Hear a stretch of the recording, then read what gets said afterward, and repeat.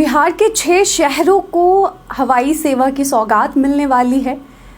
जी हाँ, और आइए इस वीडियो में आपको बताते हैं कि वो 6 शहर कौन से हैं जहां एयरपोर्ट का विकास होने वाला है।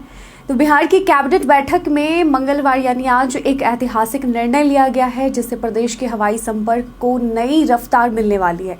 मुख्यमंत्री नीतीश कुमार की अध्यक्षता में हुई इस बैठक में कुल 20 प्रस्तावों को मंजूरी दी गई, जिनमें से सबसे उत्साहजनक फैसला रहा बिहार के 6 पुराने एयरपोर्ट को फिर से विकसित करने की योजना।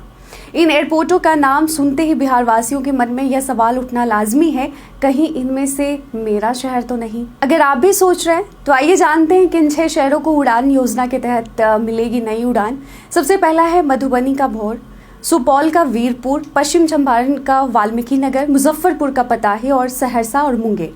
तो इन सभी स्थानों पर पहले से हवाई पट्टी या छोटे स्तर पर हवाई अड्डा मौजूद था, लेकिन ये पूरी तरह संचालित नहीं थे और या फिर वर्षों से बंद पड़े थे, या इनका उपयोग केवल विशेष परिस्थितियों में जैसे आपातकालीन लैंडिंग, वीआईपी मूवमेंट आदि में होता रहा है। अब ये छोटे हवाई अड्डों के रूप में फिर से विकसित किए जाएंगे, जिसके लिए हर एक एयरपोर्ट को करीब 150 करोड़ रुपए की स्वीकृति दी गई है और यह पूरा कार्य उड़ान योजना के अंतर्गत होगा और इसे भारतीय विमानपत्तन प्राधिकरण एएआई, नई दिल्ली और बिहार सरकार मिलकर अंजाम देंगे।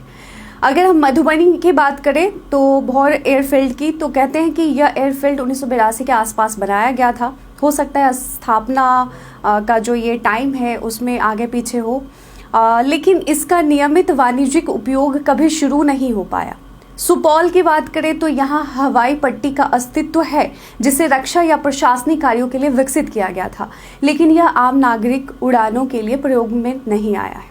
वाल्मीकि नगर की बात करें तो यह एक रणनीतिक क्षेत्र है।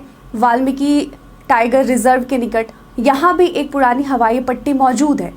मुजफ्फरपुर के पताही एयरपोर्ट पर हाल ही में भारतीय विमानपत्तन प्राधिकरण की टीम ने दौरा कर निरीक्षण किया था। टीम ने हवाई अड्डे की स्थिति, रनवे की दिशा, वहां उपलब्ध संरचनाओं और आसपास के इलाकों की समीक्षा की और अच्छी बात रही कि वहां अतिरिक्त भूमि अधिग्रहण की जरूरत नहीं पड़ी, जिससे कार्य जल्दी शुरू किया जा सकेगा। सहरसा की बात करें तो यहाँ की एयर स्ट्रिप पुराने समय में प्रशासनिक उद्देश्यों से उपयोग में लाई जाती थी, लेकिन अब पूरी तरह निष्क्रिय है। मुंगेर में भी एक पुराना हवाई अड्डा है जो कभी कभार विशेष उड़ानों के लिए इस्तेमाल होता रहा है, लेकिन नियमित उड़ानों के लिए नहीं। तो मुंगेर एयरपोर्ट, जिसे सफियाबाद एयरपोर्ट भी कहा जाता है, जिला मुख्यालय से करीब 5 किलोमीटर दूर स्थित है।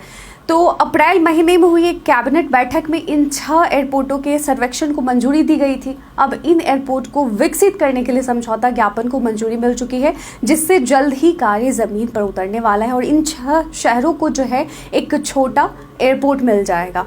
तो इन एयरपोर्टों के दोबारा सक्रिय होने से न सिर्फ राज्य में हवाई यातायात को बढ़ावा मिलेगा, बल्कि इससे संबंधित इलाकों में व्यापार, पर्यटन, शिक्षा और स्वास्थ्य सेवाओं को भी बल मिलेगा। साथ ही स्थानीय लोगों के लिए रोजगार के अवसर भी पैदा होंगे और यह कदम राज्य के पिछड़े और दूर दराज क्षेत्रों को मुख्य धारा से जोड़ने का माध्यम भी बनेगा। तो नीतीश सरकार का यह फैसला केवल इंफ्रास्ट्रक्चर विकास नहीं है, यह बिहार की आकांक्षाओं को नई उड़ान देने की तैयारी है। अगर आपका शहर इस सूची में है तो तैयार हो जाइए, क्योंकि बहुत जल्द ही वहां भी गूंजेगा हवाई जहाज का शोर। तो अब आपसे एक छोटा सा सवाल है, इन 6 शहरों में क्या आपका भी शहर है जहां एयरपोर्ट का विकास होने वाला है? कमेंट सेक्शन में लिखकर जरूर बताइए।